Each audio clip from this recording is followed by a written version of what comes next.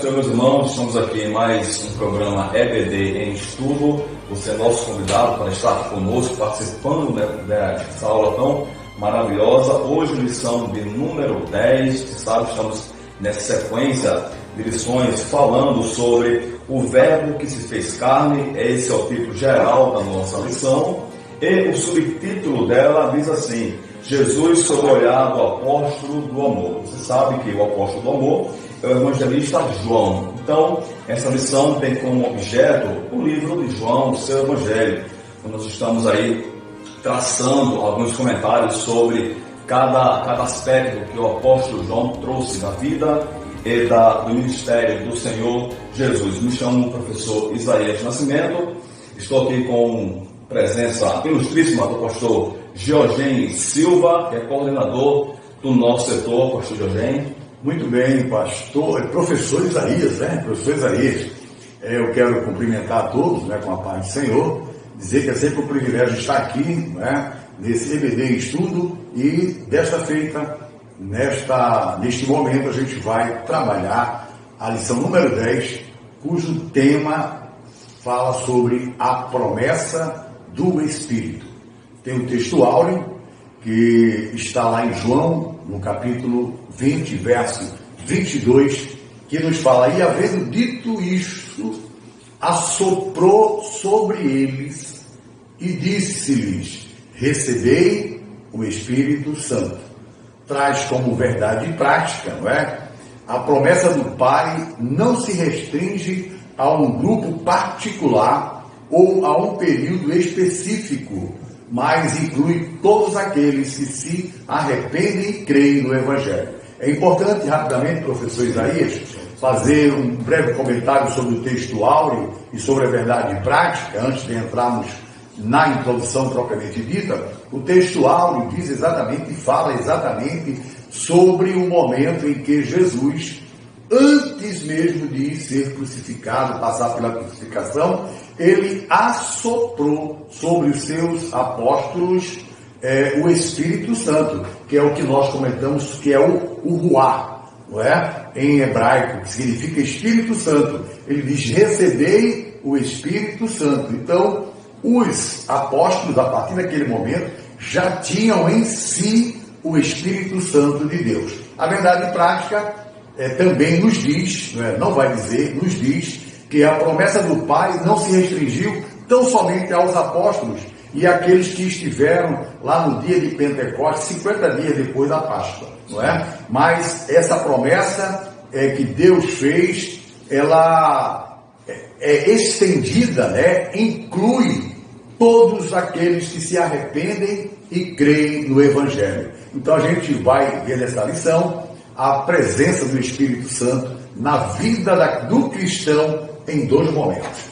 Glória a Deus por isso, meus queridos alunos. É importante saber também, meu querido aluno, meu querido professor, que essa lição ela tem por base 3 capítulos do Evangelho de João: capítulo 14, capítulo 16 e o capítulo 20, que é a leitura bíblica em classe. É necessário que você faça essa leitura na íntegra, na sua classe, para que todos saibam realmente onde está embasada esta nossa lição tão gloriosa, que fala sobre a terceira pessoa da Trindade, aquele que regenera o homem, realmente transformando uma nova criatura. Meus queridos, a introdução diz assim: nesta lição vamos analisar 2 momentos significativos. Em primeiro lugar, a afirmação de Jesus aos seus discípulos de que eles receberiam o Espírito Santo. Aquilo que o pastor deixou muito bem claro. Jesus, ele sopra sobre os discípulos e diz: recebei o Espírito Santo, que inicialmente atuaria na vida do pecador para promover a conversão em relação ao pecado, a justiça e também o juízo.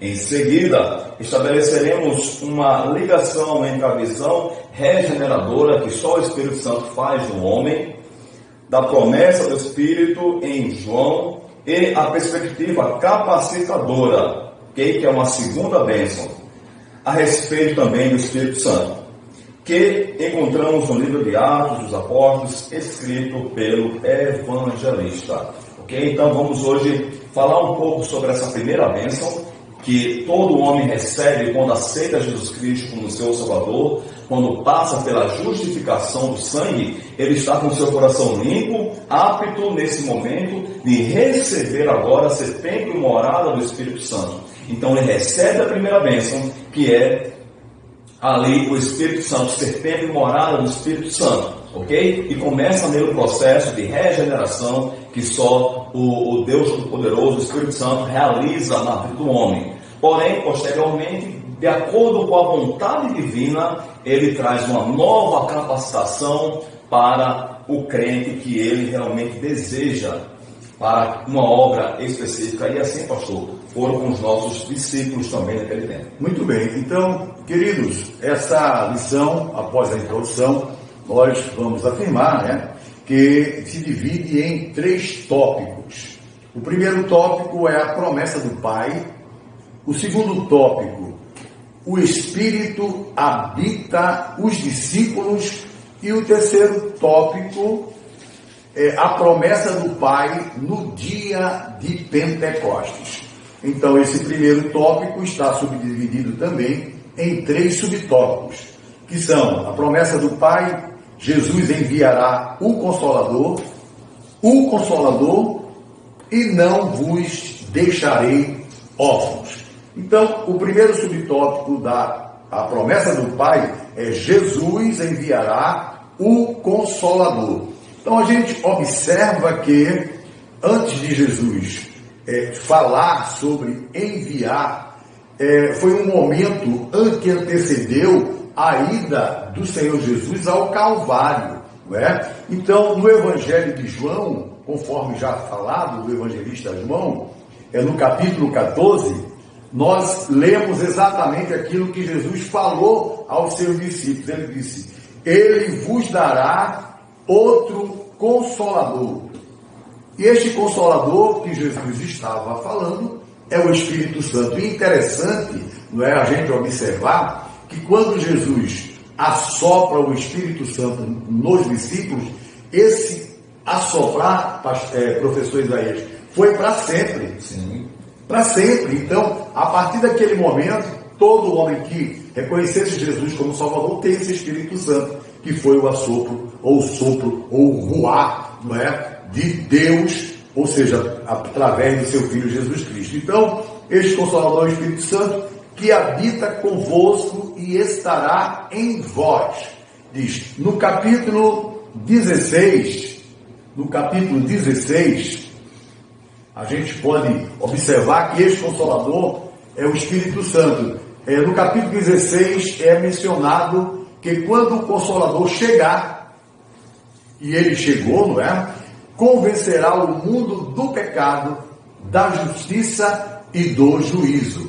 Nós, obviamente, evidenciando a atuação regeneradora da terceira pessoa da Santíssima Trindade. Então, ele vem com a finalidade de convencer o pecador de seu pecado, de sua vida tenebrosa, e vem regenerar o ser humano que foi degenerado lá no Éden. Glória a Deus, meus irmãos. E falando assim, chegamos agora no nosso segundo subtópico, onde estamos falando da promessa do Pai. Vamos falar agora mais especificamente sobre o Consolador. Aquilo que Jesus Cristo deixou muito bem claro, que Ele iria, porém nos enviaria o outro Consolador. São esses termos que o Senhor usa para designar a vinda do Espírito Santo. E isso, já entrando aqui no nosso tópico, deixa bem claro que o outro Consolador mostra que o Espírito Santo realmente ele está em pé de igualdade com Cristo. Ele está em pé de igualdade com o Pai também. Ou seja, não há distinção entre eles no sentido de divindade. Os 3 participam da mesma divindade, agora cada um ali realizando o papel pelo qual a própria divindade estabeleceu entre eles. Jesus Cristo sendo esse justificador e o Consolador sendo o regenerador da vida do cristão, transformando uma nova criatura. E o nosso autor diz que a palavra grega traduzida para Consolador é Paracletos. Paracletos significa estar junto, aquele que auxilia, aquele que dirige, aquele que ajuda um outro. Então o Espírito Santo tem essa característica. O pastor já falou que ele também é aquele que convence, mas também, pastor, ele é aquele que está junto, Verdade. que está realmente ali em sintonia com o crente, para encorajá-lo, para que ele possa vencer as agruras dessa vida e continuar caminhando em direção às mansões celestiais.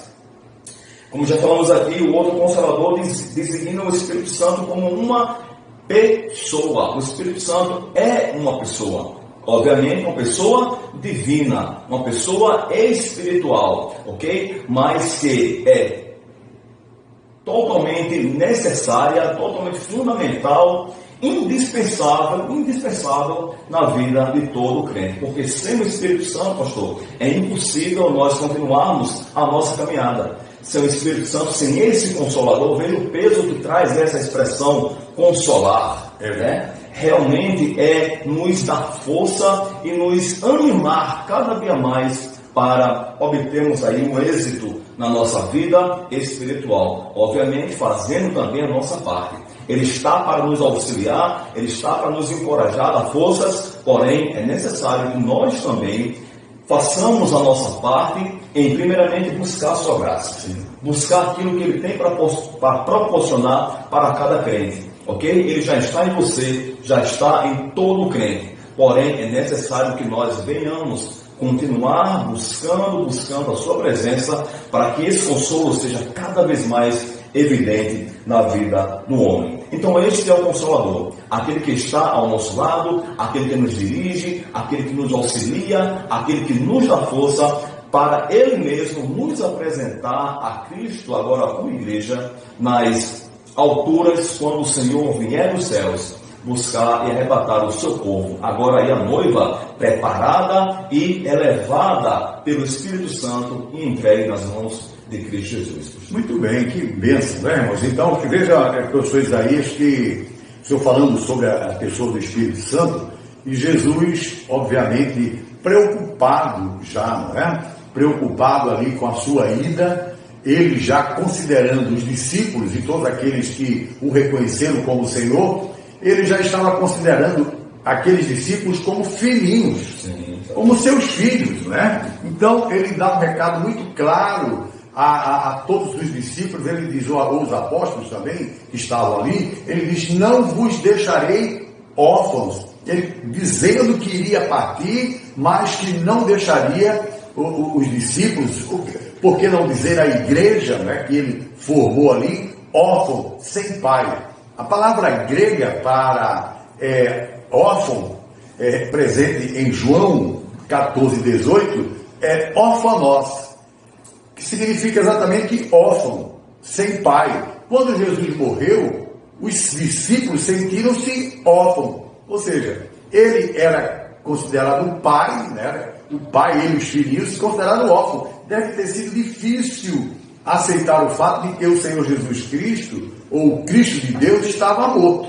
Né? É tanto que muitos, no início, sem ter guardado em si a palavra que Jesus deixou com ele, o recado que como seria, muitos voltaram a pescar, voltaram a fazer as suas atividades que faziam antes de conhecer a Jesus Cristo. Não é? Então não foi por acaso que o nosso Senhor Jesus Cristo chamava os seus discípulos, os seus apóstolos de filhinho. Então, nessa relação pessoal entre Jesus e seus discípulos, o nosso Senhor Jesus garantia que eles nunca ficariam sozinhos, ficariam desamparados ou menos desprezados, né? Então, quando ele afirma isso, ele não só afirma, como também ele faz com que essa sua palavra se cumpra na vida dos seus discípulos. Glória a Deus, meus irmãos. Chegando agora, meus queridos, no segundo tópico da nossa lição. Já passamos aqui por tópicos interessantíssimos. Falamos sobre Jesus enviará o Consolador, foi explanado aqui pelo nosso pastor. Falamos sobre a pessoa do Consolador e suas características. O pastor agora deixou bem claro aquilo que Jesus quis dizer quando ele falou, expressou, dizendo, não vos deixarei órfãos. E agora chegamos no nosso segundo capítulo, que diz assim, o Espírito habita os discípulos. Está lá em João 20:22. Diz assim o nosso comentarista: é crucial considerarmos o contexto que envolve os versículos 21 e 22 do capítulo 20 de João. Nesta ocasião, o Senhor apareceu ressuscitado e também glorificado. A passagem bíblica onde se encontra os versículos 21 e 22 começa nos versículos 19.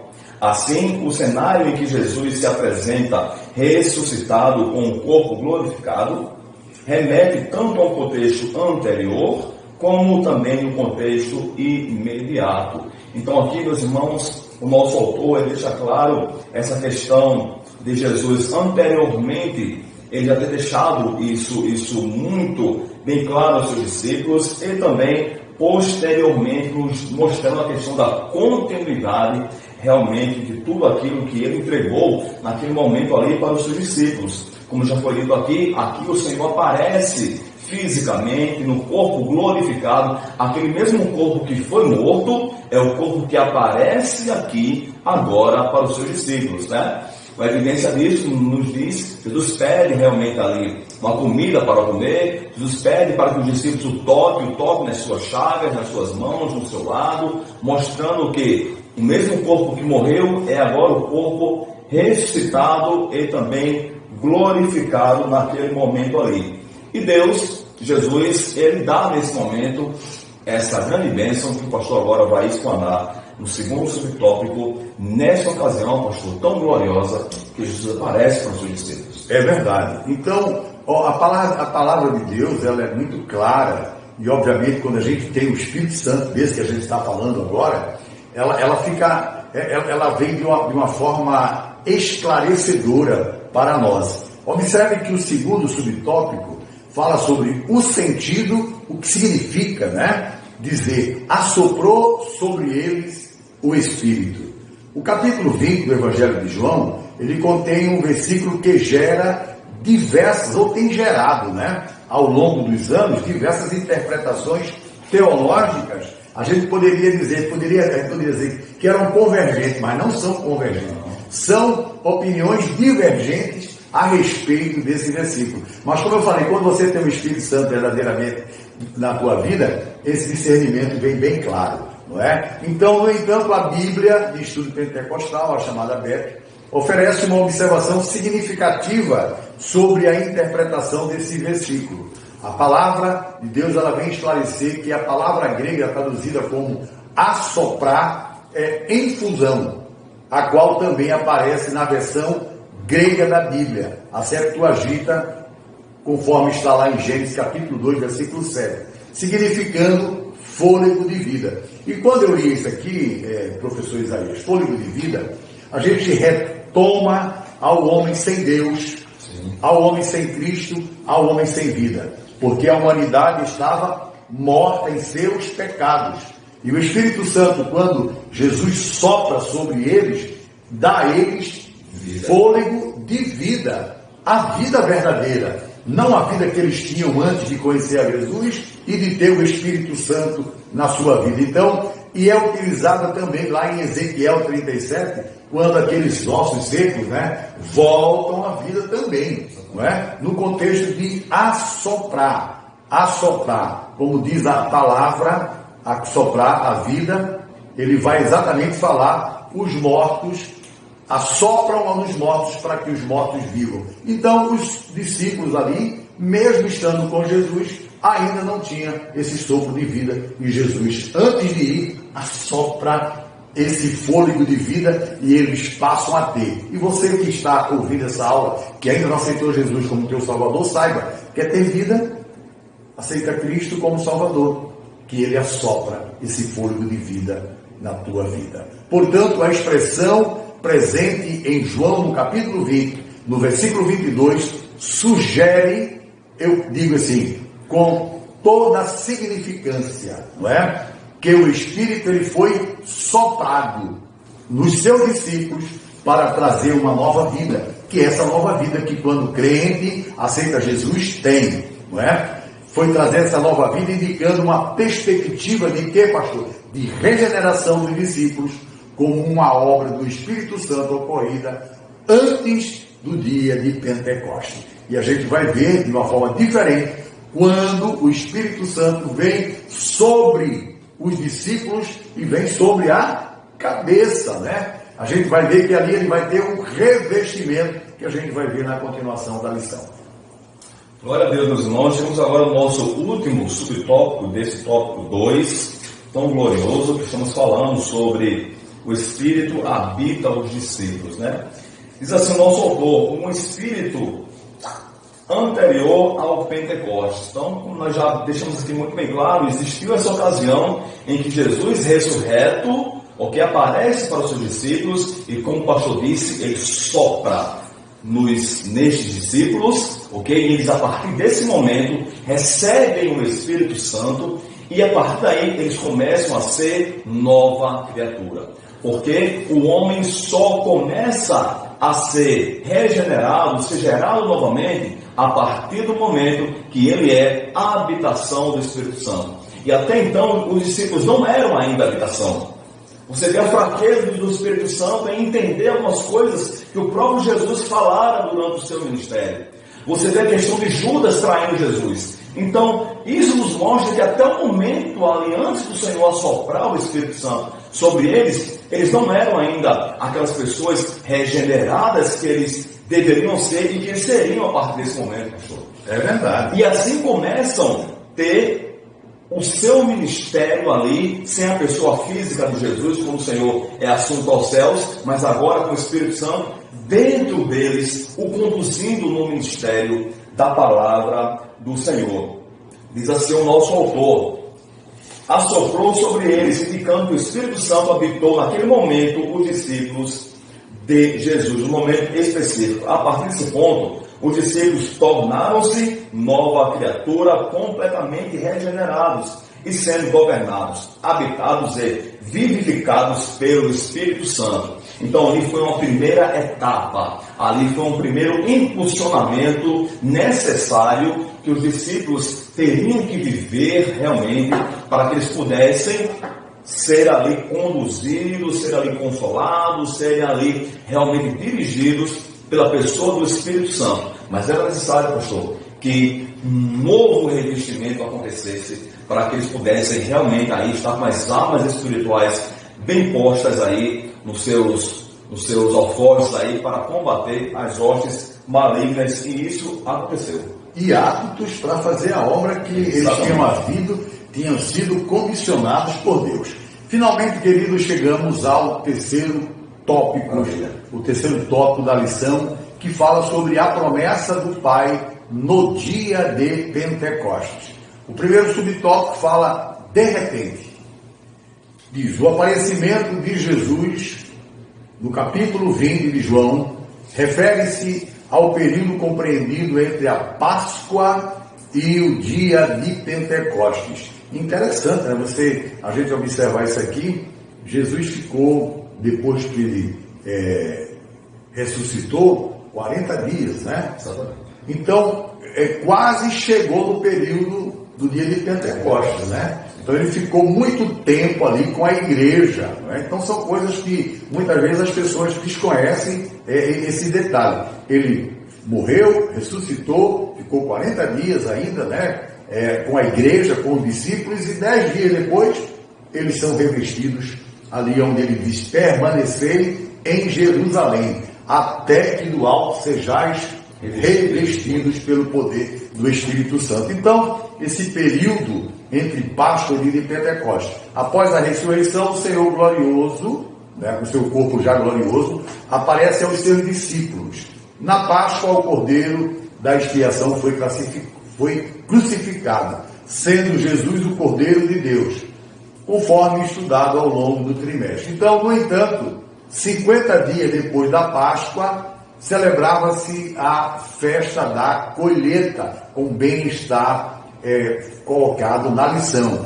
O dia da colheita, qual era o dia celebrado? Exatamente no dia de Pentecostes. Então foi ao final deste dia, ainda não concluído, após Jesus ter feito a promessa de recebimento do poder, conforme está escrito em Atos. Você pode dar uma olhadinha aí, em Atos, capítulo 1, versículo 4 a 8, que nos diz assim: e estando com eles, determinou-lhe que não se ausentasse de Jerusalém, mas que esperassem a promessa do Pai, que disse ele: de mim ouvistes, porque na verdade João batizou com água, mas vós sereis batizados com o Espírito Santo, não muito tempo depois destes dias.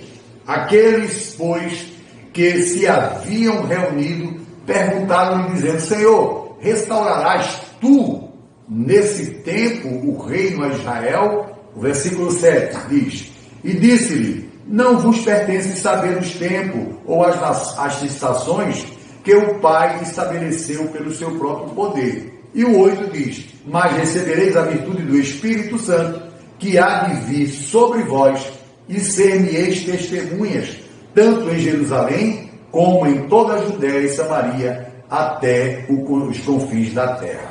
A gente observa que nessa passagem fica muito claro que esse revestimento dado pelo Espírito Santo aos seus discípulos, aos discípulos de Jesus, foram exatamente para que eles saíssem a terra, saísse até os confins da terra, primeiro pregasse ali em Jerusalém, Samaria, Judéia, e saísse até os confins da terra, levando essa mensagem de salvação a toda a humanidade. Então, a gente observa, queridos, que ocorreu um fato extraordinário naqueles dias, que foi o derramamento do Espírito Santo sobre os discípulos e também aqueles que estavam ali reunidos no cenáculo. Glória a Deus, meus irmãos. E continua isso, vamos ver aqui o subtópico 2, que fala assim: todos foram cheios do Espírito Santo. E de repente, todos foram cheios do Espírito Santo. Todos que estavam ali reunidos no mesmo lugar, adorando, detalhe, todos adorando, orando ao Senhor, né? Ninguém estava disperso, ninguém estava conversando, olhando no WhatsApp, rede social durante o culto. Verdade, é verdade. Estavam lá adorando ao Senhor. Adorando ao Senhor. Então, nós já entendemos que para ser cheio do Espírito Santo, eu tenho que adorar o Senhor. Então, uma vida de adoração, de devoção ao Senhor. Os discípulos sabiam disso e estavam ali realmente esperando que a promessa que o Senhor Jesus disse, ficar em Jerusalém até que do alto estivesse revestido de poder, acontecesse. Até então, estavam concentrados em Jerusalém. Após esse revestimento, é que eles saem até os confins da terra, levando, agora cheio do Espírito Santo, levando a palavra do Senhor. Diz assim: observamos que durante o ato da conversão, o Espírito Santo realiza realmente a regeneração. Ponto. Se converteu, é realmente ali regenerado pelo Espírito Santo, está nesse processo de regeneração que só o Espírito Santo de Deus faz. O Senhor Jesus disse para Nicodemos: necessário vos é nascer novamente. E esse nascer novamente é o ato de regeneração que só o Espírito Santo de Deus faz, uma vez o homem estando aí convertido ao Senhor Jesus. Contudo, desde que se dá esta obra regeneradora do Espírito, é necessário que os salvos sejam cheios do Espírito e revestidos de poder para testemunho do Evangelho. Então, meus irmãos, não foi à toa que o Espírito Santo desceu ali sobre os seus discípulos naquele momento. Não foi para eles ficarem ali dentro da igreja e apenas falando em outras línguas e tal, não. Mas foi para que eles tivessem realmente força suficiente para a pregação do Evangelho. Então é essencial para o pregador do Evangelho, pastor, ser cheio do Espírito Santo.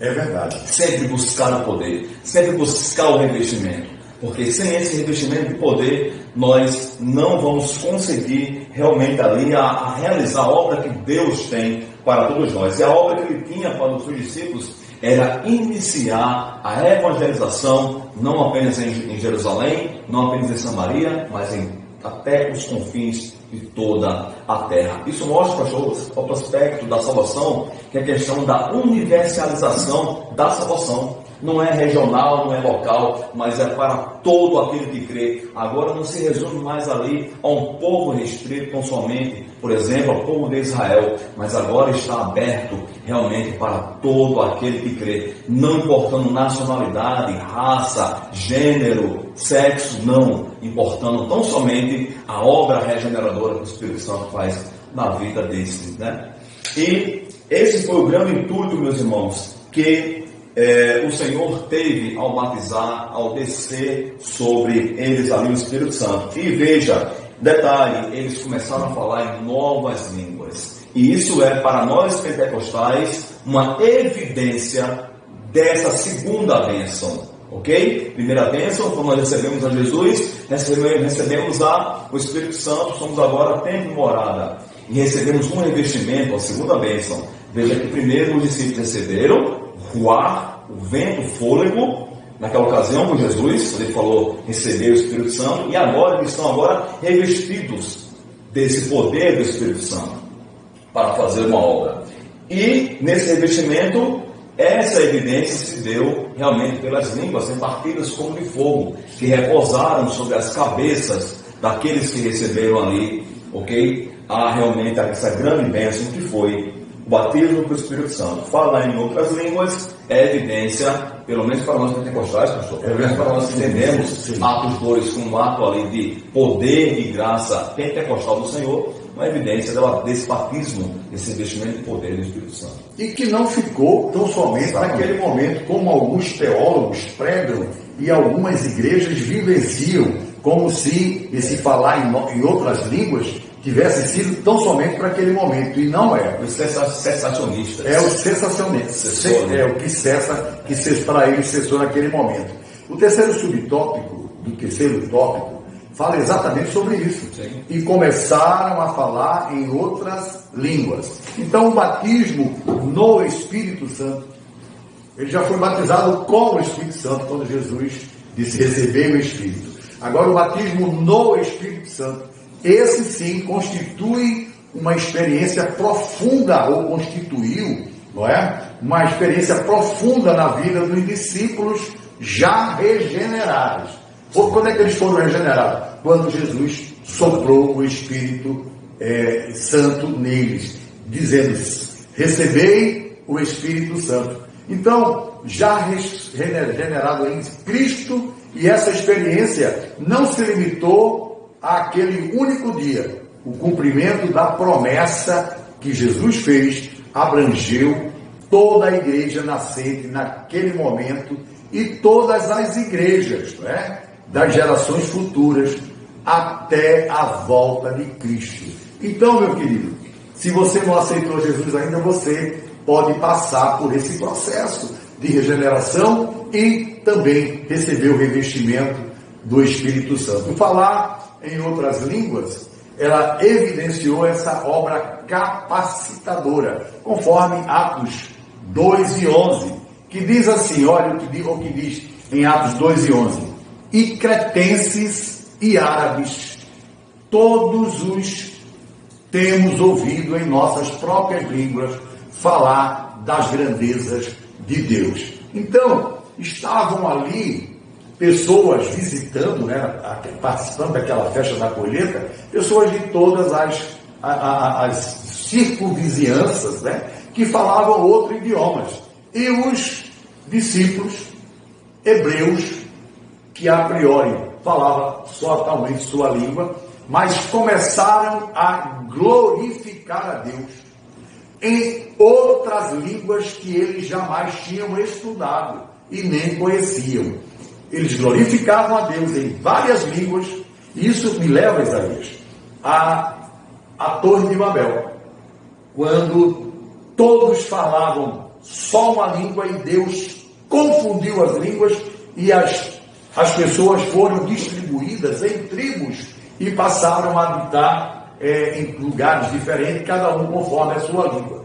E naquele momento em que Jesus vem, reveste aqueles discípulos com o Espírito Santo, dá o revestimento, eles ali agora começam a falar em línguas diferentes, para que todos que estavam ali na festa entendessem a glória de Deus, que eles glorificavam a Deus. Que momento fantástico foi esse momento. Então, apesar de algumas pessoas compreenderem estas línguas nos seus próprios idiomas, eram, na verdade, expressões espirituais concedidas pelo Espírito Santo, que habilitou os discípulos a glorificar as grandezas de Deus eram línguas desconhecidas por aqueles que falavam, mas compreendidas pelos ouvintes. Assim sendo, as línguas mencionadas por Lucas são evidências físicas visíveis do batismo no Espírito Santo. Que coisa gloriosa! Então, me fez compreender o Espírito Santo, que foi exatamente por isso que as pessoas estavam ali e eles precisavam ouvir que Deus era glorificado por aqueles judeus que ali estavam. Glória a Deus, meus irmãos. Vou pedir para o professor fazer a conclusão da lição, mas antes eu gostaria só de um detalhe que também me veio agora nessa situação. Veja só, lá estavam reunidos, a Bíblia diz que todos foram cheios do Espírito Santo, porém todos que estavam em Cristo. Todos estavam reunidos ali adorando a Cristo. Por quê? Existiam pessoas que não foram batizadas do Espírito Santo, não receberam ali o dom da promessa do Pai. Apenas receberam aqueles que estavam ali em Cristo. Tem pessoas que estavam ali pela tradição, pela festa, por toda a situação. Foram essas pessoas que disseram: estão cheios de mortos, estão cheios de vinho. O apóstolo Pedro interveio na situação e falou: não, vocês não entendem o que é isso porque vocês não são ainda espirituais. Só discernem as coisas espirituais aqueles que são espirituais. Aqueles que são carnais vão discernir as coisas de forma realmente carnal. E aquelas pessoas não estavam ainda no Espírito. Aquelas pessoas não estavam ainda, não tinham recebido ainda o Senhor Jesus. Por isso que elas não compreenderam, pastor, aquele movimento todo. Né? Então, todos ali se referem então somente às pessoas que estavam em Cristo. Então, é necessário para que eu possa receber o Espírito Santo estar em Cristo. Não ser um mero espectador. Eu até gosto da igreja, eu vou na igreja e tal, eu fico ali, eu gosto do culto, eu gosto dos louvores, eu gosto da palavra do pastor e tal, mas eu quero viver a minha vida como eu quero. Ok, você nunca vai receber o Espírito Santo. É verdade. Você nunca vai ser cheio do Espírito Santo, você nunca vai ser salvo, porque salvo tem o Espírito Santo de Deus. E isso, como o pastor deixou bem claro, o Espírito Santo concede línguas para eles, que eles conseguem entender, para que eles tenham essa oportunidade, né, pastor? Sem dúvida. De entender a obra salvífica do Senhor Jesus em sua própria língua. Coisa maravilhosa. Que bênção. Então, concluindo, professor Isaías, a lição de hoje, não é? A promessa de Deus, ou do Pai, tem a ver com a regeneração do pecado. O homem pecou lá no Éden. Então, destituído da glória de Deus estava. Então, essa obra regeneradora do pecado e também com a capacitação daquele que aceita Jesus como Salvador para testemunhar do Senhor Jesus em todos os lugares da terra, ou aonde você chegar. Essa promessa, ela perpassa toda a Bíblia, ou seja, ela está desde Gênesis a Apocalipse, não é? Então, se manifesta completamente em Pentecostes e está presente até hoje para todos os que se arrependerem e crerem no Evangelho de Jesus. Então, até a volta do nosso Senhor Jesus Cristo, que virá buscar a sua igreja para estar com Ele para sempre, essa promessa do Pai, ela pode se manifestar na vida do pecador, regenerando-o na vida do salvo, batizando-o no Espírito Santo. Então, queridos, você pode e deve buscar em oração, em leitura da palavra e em jejum o batismo do Espírito Santo. Orando a Deus e buscando ao Senhor, Ele vai te batizar. Então, queridos, estamos encerrando mais uma aula da EBD em Estudo. Professor Isaías. Amém, meus irmãos, agradecendo a sua participação. Fique à vontade para compartilhar esse vídeo, fique à vontade para dar um joinha aí, para que essa plataforma entenda que esse conteúdo é realmente relevante, para que outras pessoas também venham ao conhecimento da palavra do Senhor e venham assim ser revestidas pelo Espírito Santo. Agradecemos todos a vocês, continue aí nessa batalha conosco, em nome de Jesus, Deus abençoe você e a sua família. Amém. Que o Espírito Santo de Deus o encha da sua graça, em nome de Jesus. Amém.